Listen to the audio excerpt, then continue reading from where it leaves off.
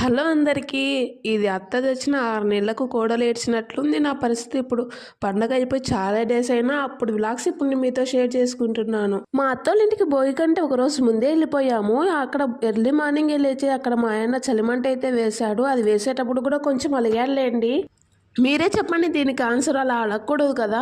ఇప్పుడు మేము దీపం పెట్టడానికి చాలా లేట్ అవుతుందని గొబ్బెమ్మలు చేసే వర్క్లో ఉంటే మా ఆయన అక్కడికి రాలేదని అడగడం ఎంతవరకు కరెక్ట్ చెప్పండి. భోగి రోజు అయితే అలా అలకలతో బొగ్గులతో సరదాగా గడిచిపోయిందిలేండి. ఇక్కడ నుండి సంక్రాంతి రోజు లాగు స్టార్ట్ అవుతుంది. ఇక్కడ మా అత్త ఇంకా వంటలన్నీ ప్రిపేర్ చేస్తుంది. మీ అత్త చేస్తుంటే నువ్వు ఎక్కడికి వెళ్ళావని అనమాకండి. ఇక్కడ చిన్న చిన్న వర్క్ చేసేదాన్ని నేనే. దీనికి రీజన్ ఏంటో తెలుసా ఆ రోజు పండగ కాబట్టి కొత్త బట్టలు వేసుకుంటాం ఆబ్వియస్లీ. దానికి అంటించుకుంటానేమో అని మా అత్త నాకు ఏ వర్క్స్ చెప్పలేదు, చిన్న వర్క్స్ తప్ప. అప్పుడు అర్థమైంది నాకు పని నుండి తప్పించుకోవాలంటే కొత్త బట్టలు వేసుకుంటే చాలరా స్వామి అనిపించింది.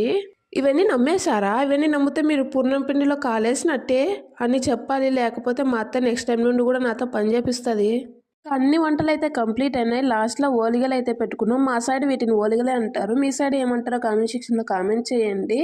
అలా వంటలన్నీ కంప్లీట్ అయిన తర్వాత దేవునికి అయితే 3 ప్లేట్లలో వడ్డిచ్చేసింది. సంక్రాంతి రోజు నేను కట్టుకున్న శారీ ఇదే. మా అత్త తెప్పించింది. కాస్ట్ కొంచెం ఎక్కువైంది కానీ ట్రెండింగ్లో ఉంది కదా, పెట్టడం తప్పలేదు.